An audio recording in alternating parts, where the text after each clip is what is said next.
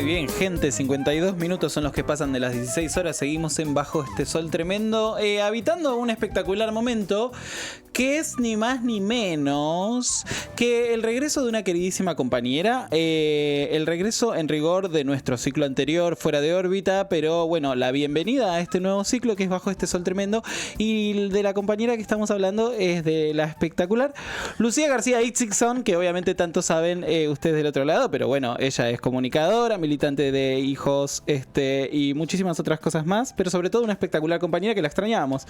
Así que bienvenida, Lucía, ¿qué haces? Bueno, muy bien, muy contenta de estar físicamente acá. La otra vez salimos por teléfono, pero bueno, nunca es lo mismo, ¿no? La presencialidad. Obvio.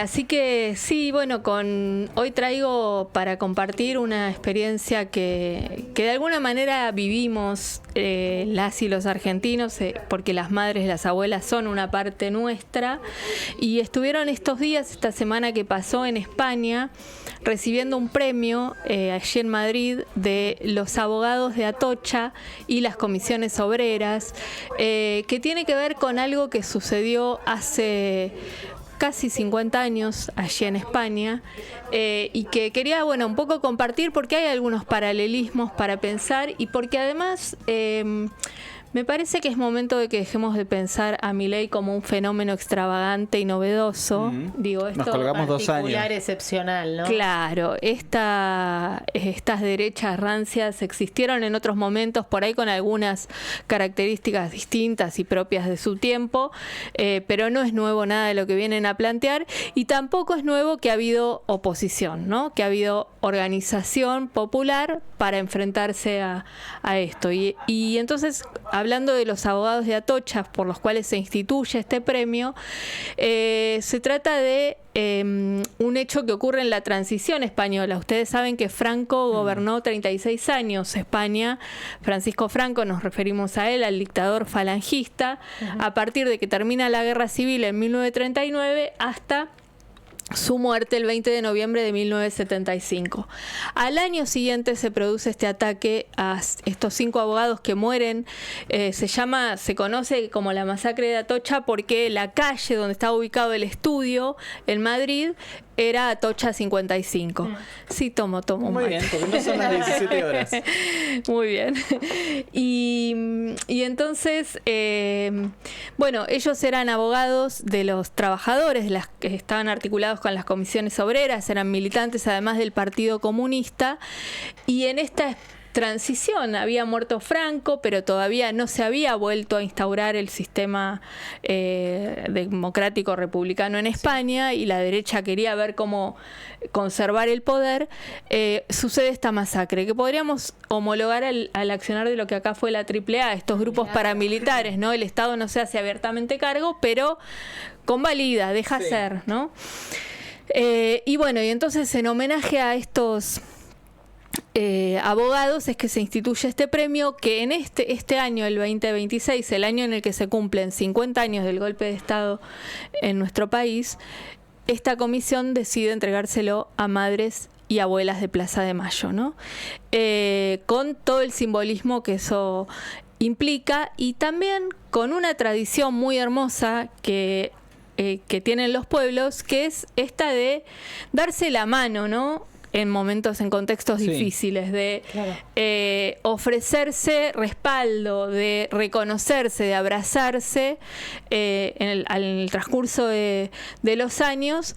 Y bueno, y la verdad es que un premio para estos 2 organismos tan emblemáticos de nuestro país en este contexto es súper valioso, ¿no? Porque acá no dejan de ser denostadas, cuestionadas, criticadas, desvalorizadas por la voz oficial, por la voz del gobierno nacional.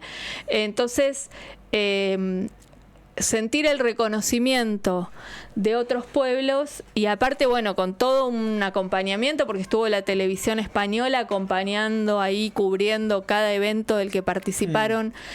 Por abuelas fue Leonardo Fossati, nuestro compañero que también es subsecretario de Derechos Humanos de la ciudad de La Plata.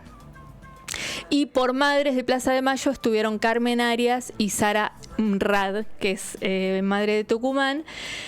Y bueno, un poco esto, ¿no? Compartiendo la experiencia de las madres. Ustedes saben también que España tiene muy poca tradición en lo que se refiere a la lucha por los derechos humanos violados durante, ¿no?, el franquismo. Claro.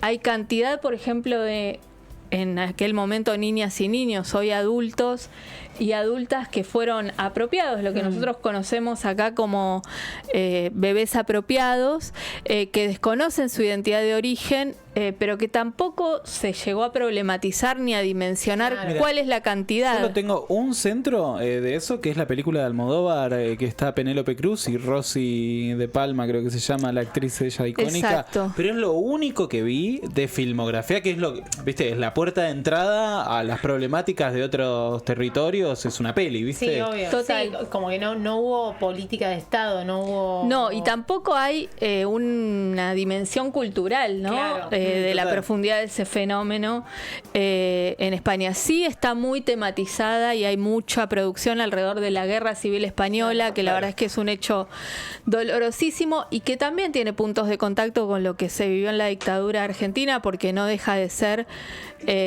un enfrentamiento entre... No, la dictadura no fue un enfrentamiento, pero quiero decir una masacre al interior de un pueblo, ¿no? Y que también tenía que ver con una disputa ideológica, ¿no? Porque así como en la Guerra Civil Española se enfrentaban falangistas contra revolucionarios, que englobaba comunistas, anarquistas, socialistas, Sí. en nuestro país, bueno, las organizaciones revolucionarias tenían un posicionamiento, un proyecto de país, una manera de ver la realidad, y la dictadura tenía otra, ¿no? El terrorismo de Estado tenía una visión, como ellos mismos decían, occidental y cristiana. Entonces, hay algo ahí de familiaridad y también hay muchas cosas que son distintas, ¿no? Aquí no hubo una guerra civil, aquí hubo terrorismo de Estado, las Fuerzas Armadas se hicieron del poder del Estado y a partir de ahí iniciaron un sistema de exterminio de un sector de la población que era la militancia organizada, ¿no? Pero bueno, digo, son cuestiones que de algún modo dialogan y que lo que más me interesa para compartir hoy es, primero, que de la historia siempre se aprende, ¿no? Porque si no parece que hablar del pasado es como un ejercicio inútil, Sí, ¿no? o no activo, ¿no? Pareciera como que Claro. no tiene un accionar. Erudito, ¿no? Claro. Como que, a ver, vamos para saber de historia. Y la verdad es que no, que de la historia podemos aprender estrategias, podemos aprender cómo se desarrollaron ciertos hechos, qué consecuencias tuvieron. Nomás sirve pensarse uno como un individuo que todo el tiempo está recordando y aprendiendo de sus meros errores. No tiene ninguna diferencia con... Exacto, Claro. con un país, Exacto. con una comunidad, ¿no? Y cuánto de esa historia constituye nuestra identidad también, porque la identidad no es otra cosa que la continuidad de ser determinadas cosas en el tiempo, ¿no? Entonces, me parecía interesante eso y bueno, y compartir las palabras de Sara Honrad cuando reciben el premio a las madres, que siempre son tan esperanzadoras.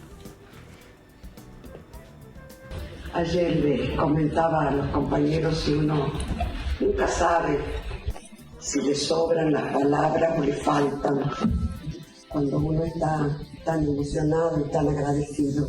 Quiero decir que esta distinción la recibimos en nombre de todas nuestras compañeras de la Asociación Madres de Plaza de Mayo, las que estamos y las que no están, las que ya partieron. Porque con ellas, con todas ellas, hemos podido formar un colectivo de lucha, una agrupación muy fuerte y muy fértil. También quiero decir que la dedicamos a nuestros hijos y a nuestras hijas, que nos enseñaron que teníamos que ser rebeldes, que teníamos que enfrentar las injusticias, sobre todo en tiempos en que el capitalismo cruel avanza decidido por este mundo. Y ellos nos enseñaron nos impulsaron a esta militancia con su solidaridad, con su entrega en su militancia. Miren, las madres, recién la presentadora, no recuerdo el nombre, hablaba de las palabras. Valoramos mucho la palabra, sobre todo porque salimos a la calle en momentos en que la dictadura sostenía una consigna terrible para nosotros, que decía: el silencio es salud. Y las madres, con nuestros cuerpos, salimos a la plaza, marchando en silencio, destruimos esa consigna, gritando al mundo todo lo que nos estaba pasando. Es importante, ¿no? Bueno. Sí, ¿no? Este coraje, esta capacidad de no naturalizar la crueldad, ¿no? Y de plantarse. Y de decir lo que hay que decir. Sí, y me encantó también que no le son ajenas a las problemáticas ni al curso que está tomando el mundo en la actualidad tampoco, ¿viste? Están completamente plantadas y muy presentes, sí. Por supuesto, es que si algún sentido tiene hacer memoria es para comprender e intervenir en el presente, ¿no? Si no, sí que sería un ejercicio erudito y bueno, y que no tiene ninguna incidencia en la realidad.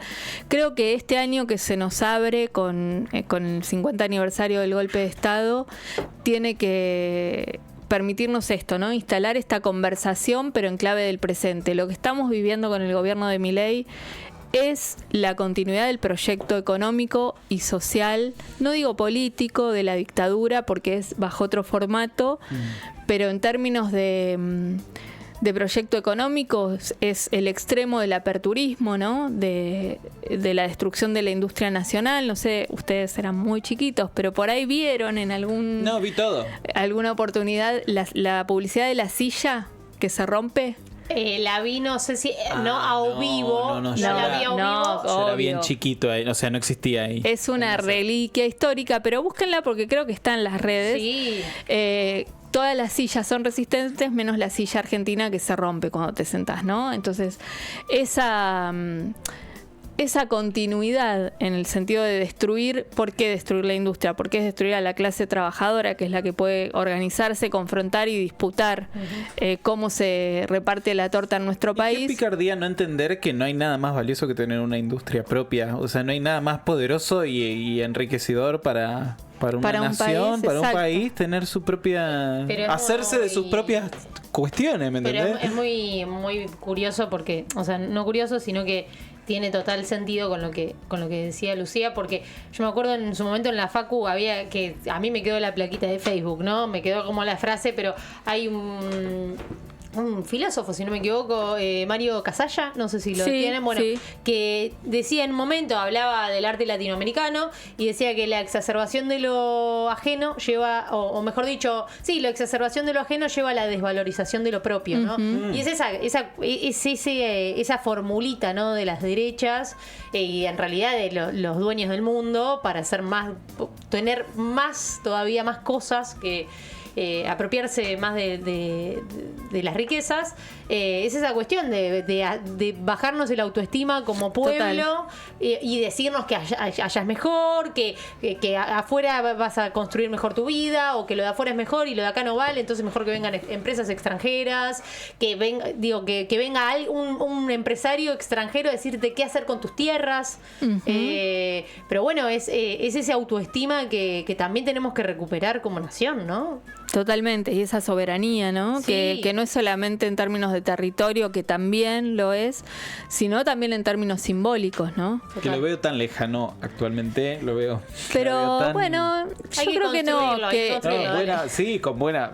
Vamos a meter buena onda. Esta radio, por ejemplo, es en sí mismo, ya que se sostengan estas voces, es un acto de resistencia, ¿no? Y un acto de construir lo que se viene. Me parece que lo que siempre me conmueve, y creo que es el gran legado de las madres y las abuelas, es haber ido contra la corriente, ¿no? En ese contexto en el que el terror se instalaba y llevaba a todo el mundo a inmovilizarse porque te podía pasar cualquier cosa. Ellas dijeron, no, nosotras vamos a salir a la calle, se agarraron de la manito y empezaron a marchar en Plaza de Mayo. Mayo. Y bueno, ese simple gesto y valiente gesto sostenido, ¿no?, permitió que se vea con más claridad qué era lo que estaba pasando, más la solidaridad internacional. Bueno, digo, miremos ese espacio, ese momento de nuestra historia, a ver qué de todo eso podemos retomar hoy para romper esta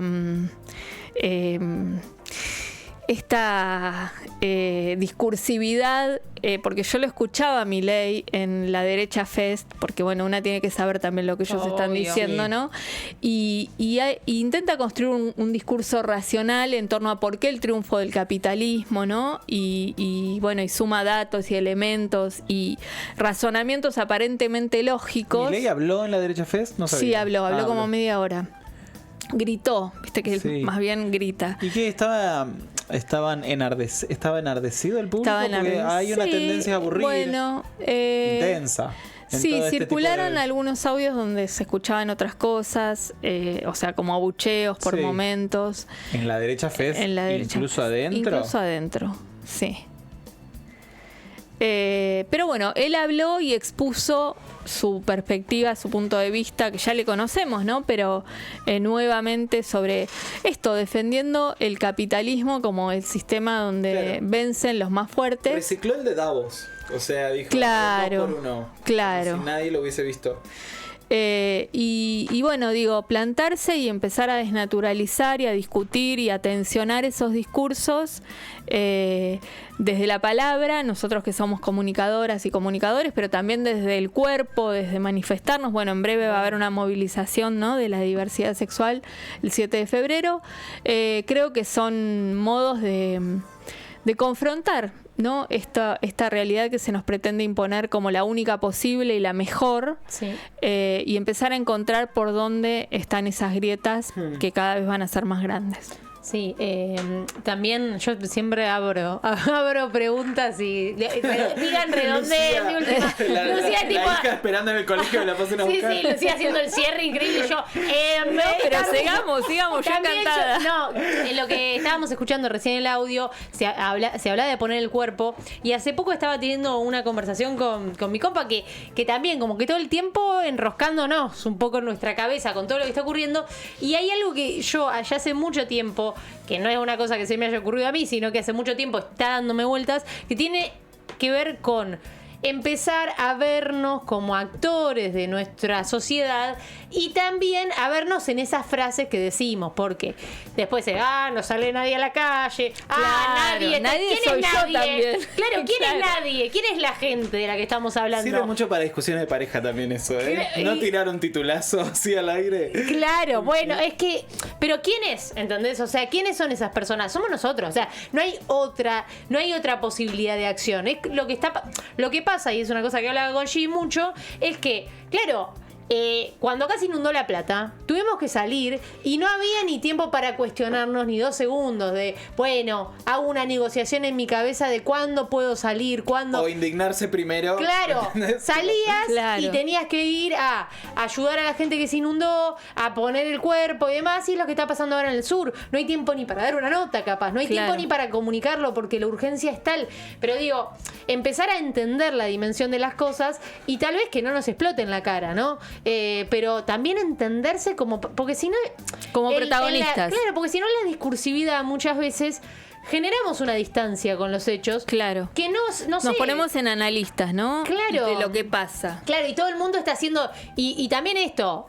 Poner el cuerpo, está buenísima. Las redes sociales son buenísimas, pero no son el centro. De hecho, son los dueños de este mundo que nos hacen todas las cosas que nos están haciendo, son los dueños de las plataformas por las cuales nos comunicamos. Entonces digo, no les digo para que nos borremos de Instagram y todo, pero para entender que estamos usando sus herramientas que probablemente están bien pensadas para que estemos quietitos en nuestras casas, pensando en esa virtualidad como lugar de acción, cuando el lugar de acción es la calle, verle la cara a la otra persona, que se genere un cruce. Muchas de las personas que son CEOs de estas aplicaciones y demás, hablando en entrevistas diciendo, a mí no me compite, a Netflix, no le compite a Amazon directamente. Lo que más le compite es que vos vayas al gimnasio, que te juntes con tus amigos. Y lo dicen ellos. Claro. O que vos vayas a una marcha para quejarte de cosas en las que ellos capaz que tienen acciones.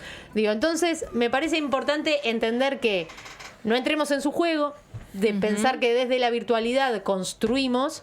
Sí es una herramienta, pero es una herramienta que está muy por detrás, que te hace creer, ay, mira, me puso 3 corazones. Claro. No, te hacen creer eso, pero en realidad la transformación, el cambio está en el cuerpo, en estar poniendo el cuerpo. Porque el cuerpo lo tenemos que poner para otras cosas por estos tipos. Y en el cuerpo colectivo, ¿no? Porque el cuerpo se vuelve más potente cuando es un cuerpo con otras y con otros.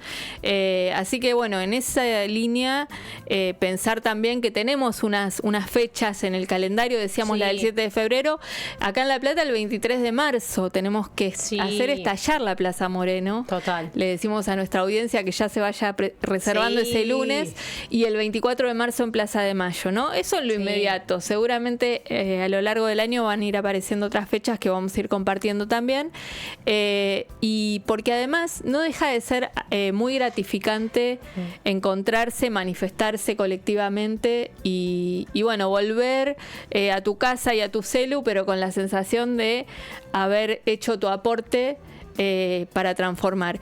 Y además es de las cosas que todavía al gobierno nacional le generan un ruido, ¿no? Y bueno, y por ahí... O sea, no tienen un núcleo que salga a la calle. No lo tienen. No lo van a tener. Sí. Tienen todo lo que pudieron juntar en la derecha FES, que no sabemos cómo lo juntaron. A chequear, sí.